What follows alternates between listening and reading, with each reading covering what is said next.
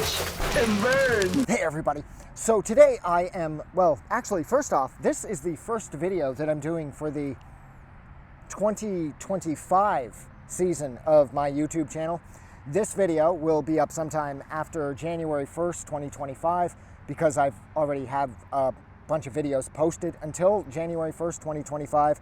So this video won't see the light of day most likely until probably summer, I would imagine 2025. But nevertheless, thank you for subscribing to me too for this long and tolerating the fact that these videos are uploaded so far in advance.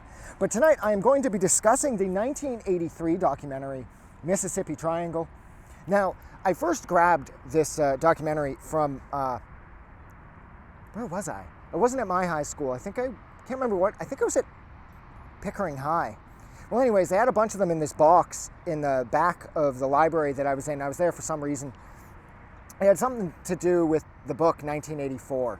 I don't remember what I was doing there. But anyways, I saw this in this box of VHS cassettes, and for some reason it made me think of the Bermuda Triangle, and that couldn't have been more off base. But nevertheless, so I stole it from that library at the Pickering High, I think. And I was so excited when I got home. I'm like, oh, what spooky shit is this going to be about? And it actually turned out to be one of the most impressive documentaries regarding race relations that I've ever seen.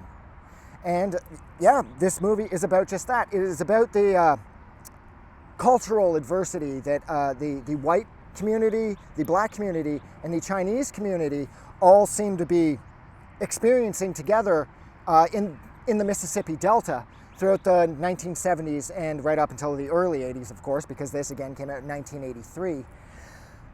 What was that?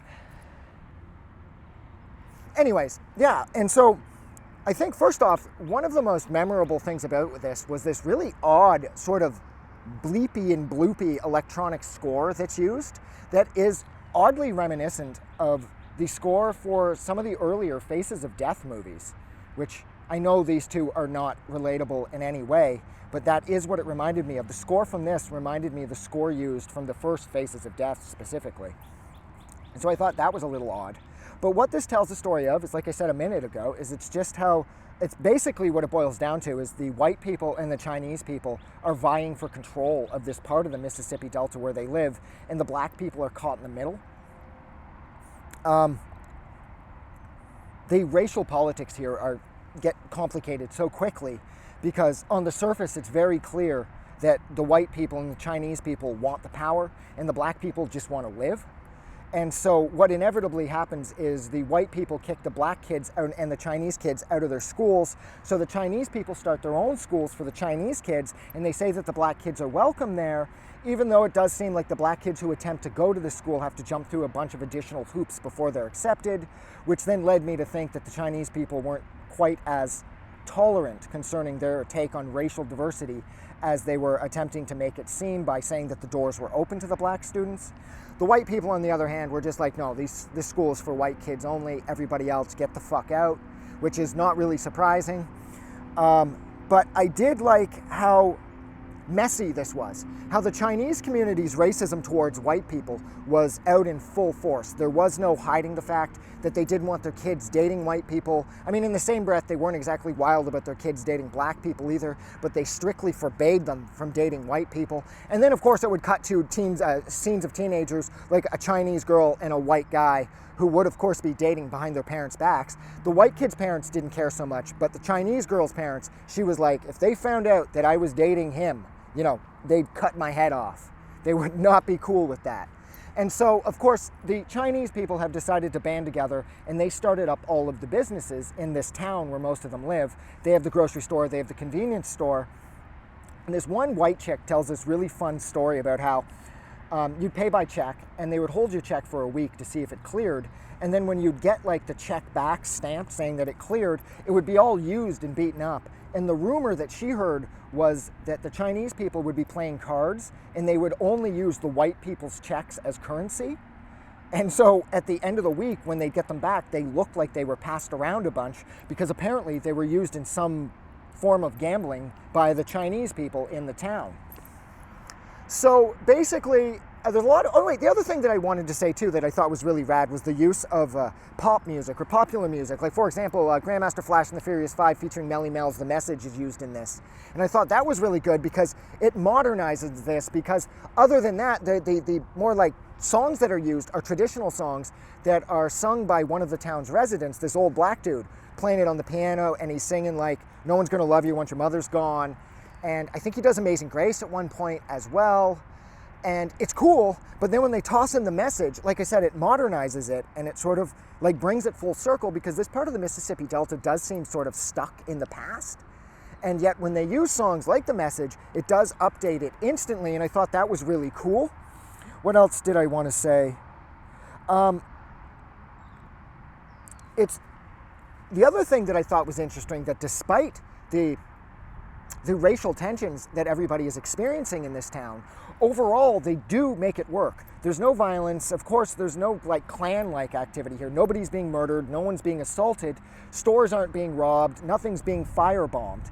Despite the disparities that are very apparent in this part of the Mississippi Delta because of said racial tensions, everybody for the most part gets along, even though there are some very, very clear lines drawn. Like if you're white, you go here. If you're black, you go here. If you're Chinese, you go here, and you don't intermix. So that was a little messy, but I did still like how, despite how they didn't really get along, everybody kept sort of making this machine work. Because this is a lot of cotton farming in this part of the Mississippi Delta, of course. And everybody works together regardless of race or gender in order, because they work there, of course, and they need to earn a paycheck. But nevertheless, everybody still gets along, and I thought that was really fun. I was expecting this to sort of jump off and show some more of a violent side, like maybe there would be an assault of some kind, some sort of racially motivated hate crime or something, but there was nothing like that. Everybody here just was doing their best to get along with people that they didn't necessarily want to have anything to do with. And the end of this movie, with the old chick right after her birthday, when she's like 98 or 99, I can't remember her name, despite all of the Chinese communities sort of pushing the more we're inclusive, the movie concludes with the old lady whose name I can't remember, a quote from her while the wheat is blowing in this wheat field. It almost ends like a low-key horror movie. And she says that, "I'm not going to be buried in a Chinese cemetery because I have black blood in me. So they're not going to let me be buried in a Chinese cemetery." Because we find out some point near the beginning of the film that her parents, of course, were interracial, sorry. So I can't remember if her mom was Chinese and her dad was black, or if it was the other way around. But like I said, despite how the Chinese community attempted to sell it like, oh no, everybody's equal, they're not going to let like one of their own be buried in one of their cemeteries because she has black blood in her. Which does show like that sort of deep-seated racial hatred where you won't let somebody rest eternally because they have mixed blood. And I think that's everything that I wanted to say. Yeah, the traditional folk songs were fun. The use of the harmonica was great. The politics were definitely complicated.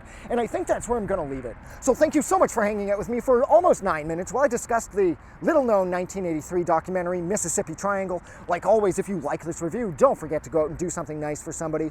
But most importantly, please don't forget that the world is so much more fun because you are in it. I'm going to get out of here. Have a good day or night or whatever.